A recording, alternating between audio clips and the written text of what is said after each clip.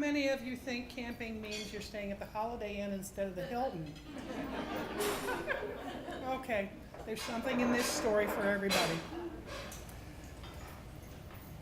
As a longtime camper, I've developed a lot of skills in picking places to sleep, deciding what to pack, things like that. As you get more advanced, you find that you have to pack tighter and tighter and tighter. So you pack fewer clothes, which I know those of you who want to sleep in the Hilton think that's disgusting. You might squirt a little bit of toothpaste into a Ziploc bag and carry that instead of a whole tube. Lots and lots of dried food. Now, all the dried food has an ingredient on it. It says just add water. When you add water to some of these foods, if you follow the instructions, you get something that tastes really good. Or something that tastes okay. Or something that is at least basic nutrition. I've been pretty lucky so far, but every once in a while the toothpaste tastes better than what I've just fixed for the meal. And water's a critical element when you go camping. I mean, you have to have it to reconstitute your food. You have to have it to keep yourself well hydrated. But there is such a thing as too much water. In 1969, yes, I'm older than that, at the cadet encampment at Bull Run Park out on 28, we had 300 girls between 7th and 9th grade. That's the kind of thing that would strike terror into some people's hearts. But we were all fairly competent campers. We knew how to set up our sites. We'd gone out, had a good time during the day, came back, and because this is what we do, we built a fire, because Girl Scouts like to have a big campfire. And we don't do the little basic, let's just keep it bright. We do what they used to call a white man's fire, way up in the air, 10 feet high. And you sing all the usual songs. You sing, "This land is your land, oh Susanna," stuff like that. There was one song that we particularly liked about Noah and the ark. If you know it, sing along with me. Oh, the Lord said to Noah, there's going to be a floody, floody. Bad choice that night. Because the skies opened up, and our 10-foot tall white man's fire was a puddle in less than 5 minutes. Completely out, it was just wet. And being Girl Scouts, we pulled on our ponchos and we kept singing until our leaders finally said, oh, girls, please, could you just go to bed, will you? So off we went to our various tents. Some girls had the big 8-man tent with no floor because it was 1969. Some people had pup tents. Some of them were new enough they had a floor. I had something called a tube tent that I thought was really cool. It was a heavy gauge plastic 10-foot long tube strung up on a string between two trees. I thought, easy to set up, throw in your sleeping bag, you're done.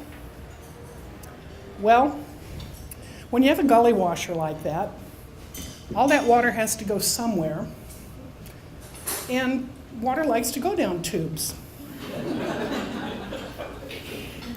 So I went to my tent and kneeled in 2 inches of water in which my sleeping bag was floating, but not well because it was a down sleeping bag and it just soaked right up. But I was tough, I was strong. I was also right next to the picnic shelter.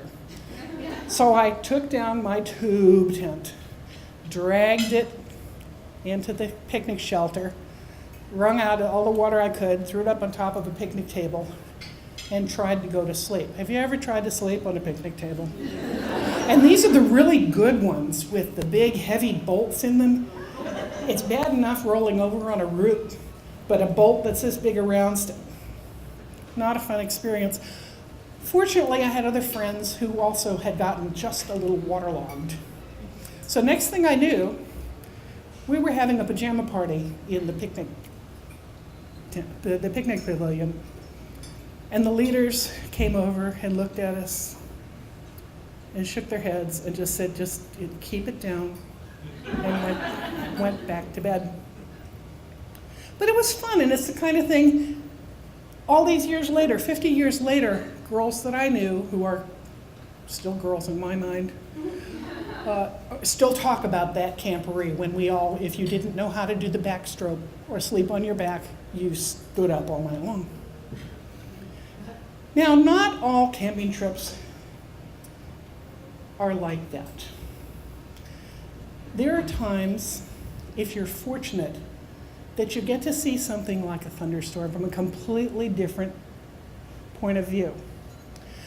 I was on staff for the Boy Scout 100th anniversary camporee at Goshen Scout Camp, which is down near Stanton.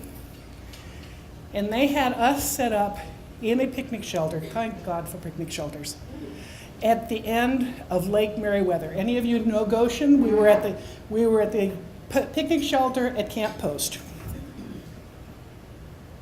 And you could look all the way up the lake to where it just turns around at the end. And we were doing our usual scout stuff. I think we were teaching them compass skills or something like that. But we watched, and the sky started to get a little dark all the way down. Lake Meriwether was over a mile long, so you could see things coming.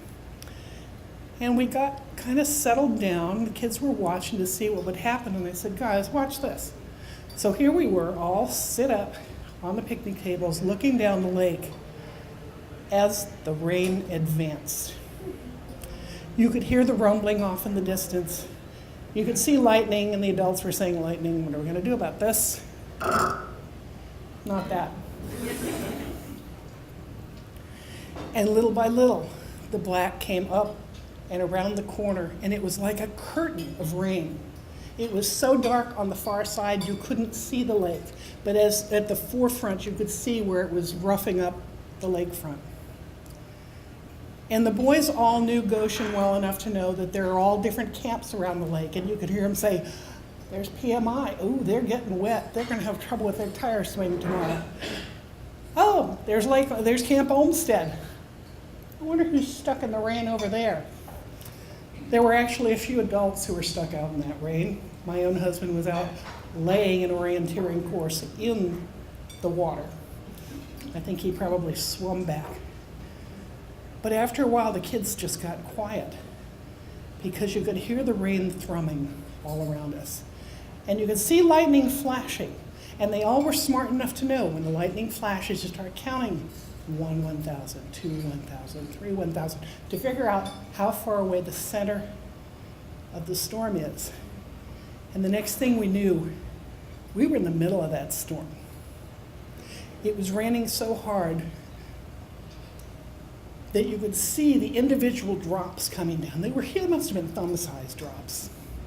And then the lightning would flash, not anywhere real close to us, but enough that we were in this gorgeous ball of white light with the shadows of the rain on the ground. That's what camping is for. Going out, being in the middle of things, learning to appreciate nature, finding out that you can get wet and survive the experience.